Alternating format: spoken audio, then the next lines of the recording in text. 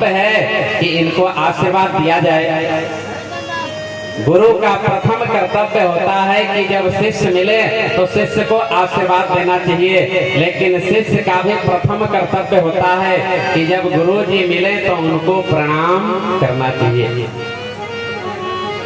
जब गुरु जी मिले, चाहे रास्ते में मिले चाहे कहीं भी मिले, उनको जरूर प्रणाम करना चाहिए। अब इंद्र अपने इरावत हाथी पर बैठा है। इरावत हाथी से इंद्र उतर जाता है। दुर्वासा ऋषि जी सामने हैं। दुर्वासा ऋषि जी को प्रणाम किया। दुर्वासा ऋषि जी बहुत प्रसन्न हो गए। संत हैं, संत जब क्रोध भी करते हैं और तुरंत प्रसन्न भी हो जाते हैं। दुर्वासा ऋषि जी को प्रसन्नता हुई, चलो इंद्र को आशीर्वाद दिया जाए। तो इंद्र को आशीर्वाद दिया जाए, इसके लिए ब्राह्मण देवता दुर्वासा ऋषि प्रसन्न होकर के अपने गले की माला को उतार कर और इंद्र को पहना देते हैं। सुखदेव भगवान महाराज परीक्षित को सुंदर कथा को बताते हैं। राजन, जब दुर्वासा ऋषि जी अपने गले की माला को इंद्र को पहना देते हैं, इंद्र जब माला पहन लिया, माला पहनने के बाद में एरावत हाथी पर बैठ गया। एरावत हाथी पर बैठकर और तुरंत माला को उतारा। उतारने के बाद एरावत हाथी को पहना दिया, मस्तक पर डाल दिया माला। अब एरावत हाथी ने देखा कि मेरे मस्तक पर सुंदर माला है। वह अपने सूंड को नीचे से ऊपर किया, माला को लिया सूंड से और जमीन पर माला को बिखेर देता है और पैर से वह माला कुचल गए। अब यह दृश्य को दुर्वासा ऋषि जी देख रहे थे। दुर्वासा ऋषि जी यह दृश्य देख रहे थे। दुर्वासा ऋषि जी ने सोचा कि अरे यह इंद्र है, राजा है, देवताओं का मालिक है, शरीर से संपन्न है और हम लोगों ने ही आशीर्वाद दिया है तो राजा बना है और आज मैं इसको आशीर्वाद दिया।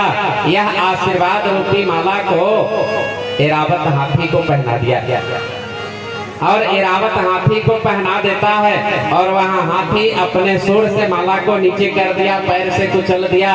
ये तो बहुत बड़ा अभिमानी है। अभिमानी इसीलिए है कि इसके पास धन है, इसीलिए अभिमान है। उसी समय दुर्वासा ऋषि ने श्राप दिया कि जाओ, आज के बाद से न तुम्हारे पास लक्ष्मी रहेगी, न तुम्हारे पास सामर्थ्य रहेगा, न तुम्हारे पास लक्ष्मी रहेगी, न तुम्हारे पास यह देवता लोग सपोर्ट करने वाले होंगे, समर्थन देने वाले होंगे।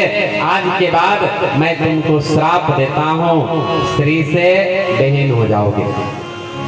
दुर्वासा ऋषि ने श्राप दे दिया है। सुखदेव भगवान महाराज परीक्षित को कहते, राजन, संसार में जो सबसे अपना होता है, जो संसार में, दुनिया में जो सबसे अपना से अपना होता है, प्यारा होता है, उसी को व्यक्ति अपने गले की माला को उतार कर देता है। गले की माला को उतार करके व्यक्ति सबको नहीं पहनाता है। जो सबसे अपना व्यक्ति होता है उसी को गले की माला पहनाई जाती है, जो सबसे अपना हो। और माला का बहुत बड़ा महत्व है। माला दो तरह का होता है। एक माला है कि अगर आप कहीं जा रहे हैं, बड़े बड़े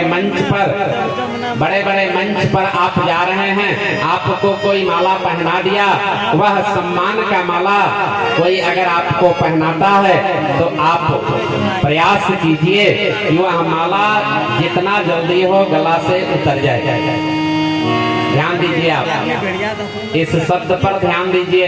अगर आप बड़े बड़े मंच पर जाते हैं, आपको लोग माला पहनाता है, तो प्रयास कीजिए कि वह माला जितना जल्दी हो गले से उतर जाना चाहिए, इसलिए कि वह सम्मान का माला है। हो सके कहीं आप में अभिमान न आ जाए, इसलिए उसको उतार देना है। और दूसरा माला, अगर भगवान के मंदिर से मिल जाए, आप भगवान के मंदिर में गए हैं और भगवान के मंदिर में आप गए, माथा टेक रहे हैं, भगवान को प्रणाम कर रहे हैं और बिना मांगे हुए अगर मंदिर के पुजारी, मंदिर के महंत, मंदिर के पुजारी अगर बिना मांगे हुए आपको गले में माला पहना दे तो वह आशीर्वाद का माला समझ लीजिए जितना ज्यादा दिन तक रहे उसको रखना है। वहीं अगर आप कहीं जा रहे हैं, माता पिता आपके गले में माला पहना दे, आशीर्वाद का माला बहुत दिन तक रखना है। गुरु जी अगर आपको माला पहना दे उस माला को बहुत दिन तक रखना है। लेकिन इस बात को इंद्र समझ नहीं पाता है, माला को उतार दिया, श्राप लगी। इतने में देखो संसार में दो व्यक्ति याद करता है, ज्यादा करके संसार में दो व्यक्ति याद करता है। पहला व्यक्ति वह है जो आपका मित्र होगा, आपका दोस्त होगा, वह आपको हमेशा याद करेगा।